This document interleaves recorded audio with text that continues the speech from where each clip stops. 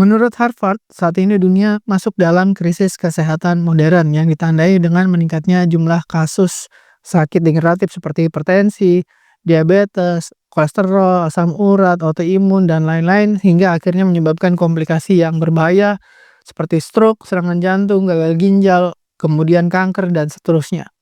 Masalahnya bukan karena kurang obat, tapi karena peradangan atau inflamasi yang terus-menerus atau disebut inflamasi kronis. Tubuh kita meradang terus tanpa henti, penyebabnya adalah resistensi insulin.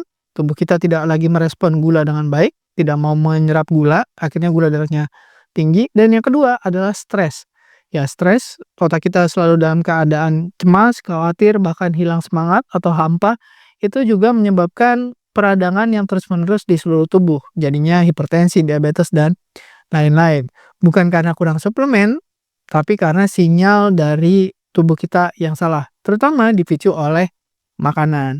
Nah, banyak makanan super yang ditawarkan, superfood ini, superfood itu, buah ini, buah itu, dan kebanyakan itu adalah buah atau makanan dari luar atau impor.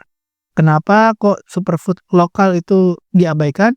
Yang pertama, mungkin menurut saya itu karena dianggap kuno, dianggap sebagai makanan orang kampung, dan tidak ada marketing yang bisa membantu mempromosikan makanan lokal karena kalah dengan marketing makanan-makanan impor yang disebut superfood. Padahal di Indonesia sendiri banyak makanan lokal yang termasuk dalam superfood. Nah, penyebab ketiga itu kurangnya penelitian dan tidak ada paten. Nah, secara komersial tidak menguntungkan bandingkan dengan misalkan makanan atau herbal yang eksotis yang didapat di mana di luar negeri atau didapat di pegunungan Himalaya atau di mana. Itu lebih mudah untuk dipatenkan dan dijual secara komersial gitu. Karena ya kalau di Indonesia sendiri tidak bisa dipatenkan gitu, penelitiannya makanya sedikit.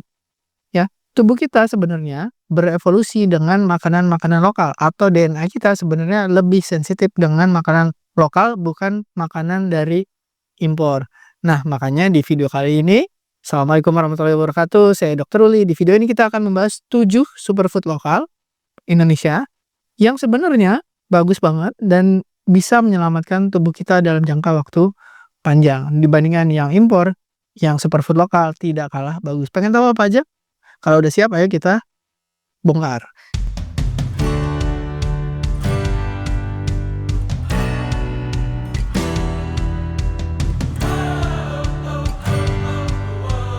Yang pertama itu adalah tempe. Banyak yang pernah dengar ya tempe ini sehat gitu, tapi di mana letak sehatnya tempe? Nah, ternyata tempe itu adalah obat untuk usus kita ya, bukan hanya lauk biasa tapi dia mengandung mikrobioma. Nah, mikrobioma dari tempe karena hasil dari fermentasi alami itu mengandung probiotik untuk usus. Selama ini kita mungkin sering dengar ya yogurt, kemudian kimchi, sauerkraut, dan lain-lain. Sebenarnya kita juga punya namanya tempe. Nah, tempe selain mengandung probiotik juga mengandung vitamin B kompleks yang bagus untuk energi sel dan saraf optimal, mengandung anti peradangan yang menurunkan peradangan ya, dan yang berikutnya proteinnya itu lebih mudah dicerna dibandingkan protein lain daripada misalkan daging, telur, atau ayam.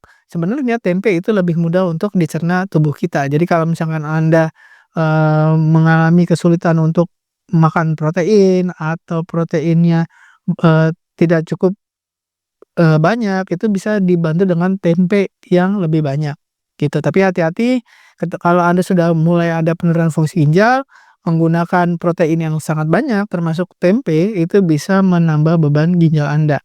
Nah, tapi kalau Anda tidak ada gejala penurunan fungsi ginjal, tempe itu sangat bagus.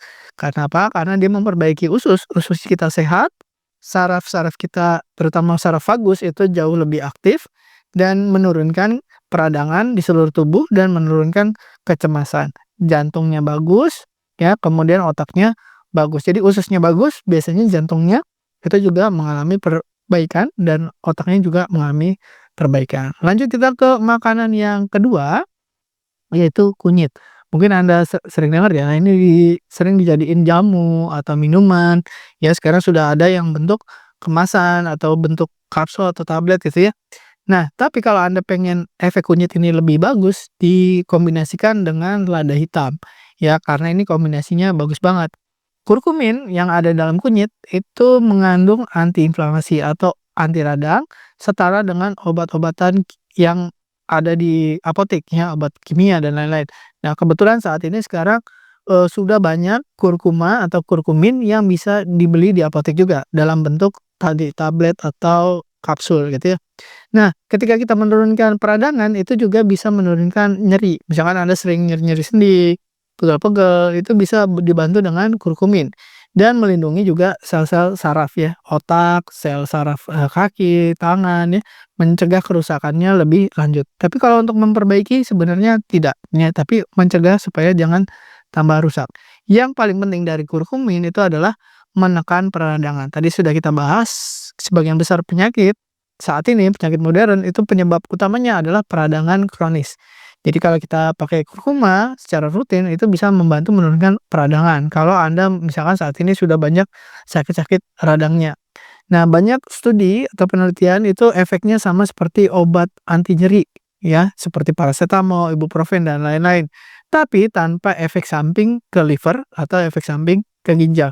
Bahkan kalau Anda punya penyakit liver, kurkumin ini terbukti menurunkan, peradangan di liver Anda, gitu. Jadi kenapa, kurkumin dicampur dengan lada hitam, kenapa kombinasi yang bagus, karena kurkumin itu di dalam darah kita itu hanya bertahan sebentar, ya. Dengan digabungkan dengan lada hitam, maka kurkumin itu akan bertahan di darah lebih lama, bertahan di tubuh kita lebih lama sehingga fungsi kerjanya jadi lebih baik, gitu. Makanan yang ketiga yaitu lemak dari ikan. Nah, banyak yang menganggap, oh, ikan yang berlemak atau omega 3 itu hanya salmon atau tuna atau ikan-ikan impor. Nah, ternyata ikan lokal juga tidak kalah banyak omega 3-nya seperti kembung, sarden, tongkol mengandung omega 3 yang tinggi itu bagus untuk otak, pembuluh darah. Dan selain itu, ikan-ikan kecil ini biasanya kandungan merkurinya malah tidak sebanyak ikan-ikan laut dalam gitu ya.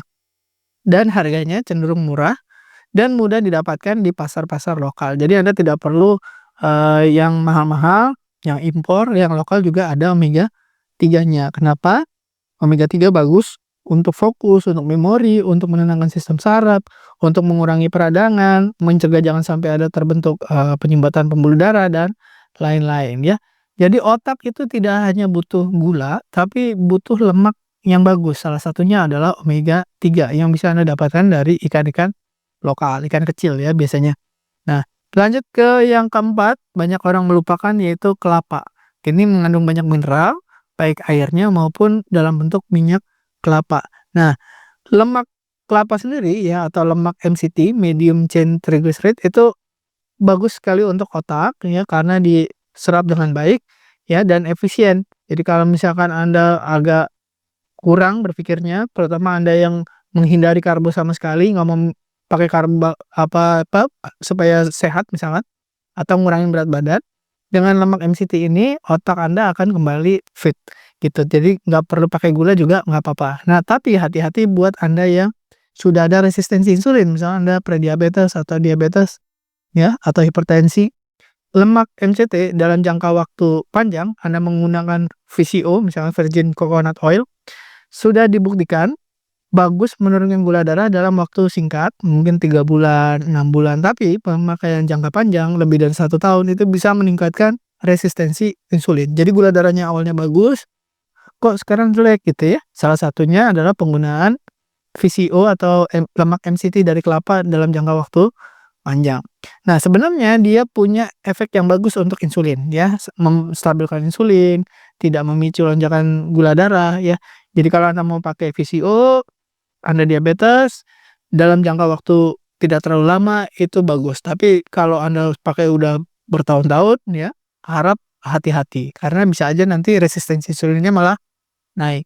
Nah, kenapa banyak yang seger setelah pakai VCO, otaknya lebih, mikirnya lebih cepat dan lain-lain, karena dia selain membantu saraf kita supaya berenergi, nah dia juga meningkatkan mitokondria. Jadi di seluruh tubuh kita itu ada sel, selnya itu butuh energi, energinya itu disediakan oleh baterai. Baterainya namanya mitokondria. Nah, mitokondria sendiri itu dengan bertambahnya usia, dengan banyaknya makanan yang kurang bagus, itu baterai kita lama-lama lemah ya, mau dicas lama juga nggak bisa banyak yang disimpan energinya. Nah, dengan menggunakan MCT ini salah satu cara untuk meningkatkan kinerja mitokondria atau baterainya biar naik lagi. Nah, kalau otaknya jreng, energinya naik ya, energinya jadi stabil, tidak, cepet capek, tidak cepet ngantuk kalau makan karbo, nasi ya, itu seneng gitu ya, energinya naik, tapi setelah sekian jam cepet ngantuk, cepet capek. Nah, dengan medium chain triglyceride, terutama dari lemak kelapa, itu biasanya akan, lebih stabil energinya dan mikirnya jadi lebih cepat, ya. Jadi itu manfaat kelapa, airnya mengandung banyak mineral, jadi kalau Anda hipotensi, tensinya rendah, itu bagus sekali, ya. Tapi hati-hati kalau Anda, resistensi insulin, diabetes atau prediabetes, air kelapa sebenarnya juga mengandung glukosa. Jadi kalau dalam jumlah yang tidak terlalu banyak, dia tidak akan naikin gula darah terlalu tinggi. Tapi kalau Anda minum air kelapa dalam jumlah yang banyak, itu gula darah juga tetap bisa naik ya. Karena apa? Kelapa juga termasuk buah, jadi mengandung, gula juga gitu ya. Yang kelima, yaitu banyak yang meremehkan, yaitu daun kelor.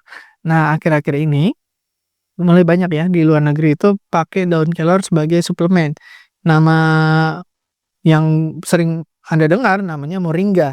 Moringa itu sebenarnya daun kelor ya. Sebenarnya orang tua kita atau, nenek moyang kita itu sudah memakai daun kelor dari dahulu kala ya. Kenapa? Karena setelah diteliti moringa atau daun kelor itu mengandung vitamin A, C, E, dan antioksidannya lengkap karena vitamin-vitamin tadi, mengandung juga kalsium yang tinggi ya, tanpa harus Anda makan suplemen kalsium, ini juga bisa ya, zat besi yang tinggi juga karena, si moringa ini terbukti bisa mencegah anemia ya. Tapi kalau Anda benar-benar anemia, saya sarankan pakai suplemen yang memang murni zat besi ya. Kalau moringa atau kelor itu mencegah tapi tidak mengobati anemia gitu. Kalau Anda ingin memperbaiki anemia dengan suplemen zat besi yang, memang khusus untuk, anemia gitu ya. Nah, beberapa studi menunjukkan bahwa kelor itu lebih padat nutrisinya daripada superfood impor gitu. Jadi kalau Anda pengen lihat-lihat apa sih salah satunya vitamin C. Vitamin C-nya itu 7 kali lebih banyak daripada jeruk dan 4 kali kalsiumnya lebih banyak daripada susu. Jadi kalau misalkan Anda pernah dengar ya banyak sekarang yang menyarankan untuk stop minum susu, terutama susu hewan, "Gimana nih saya takut kurang kalsium?" Salah satunya adalah dengan kelor ini.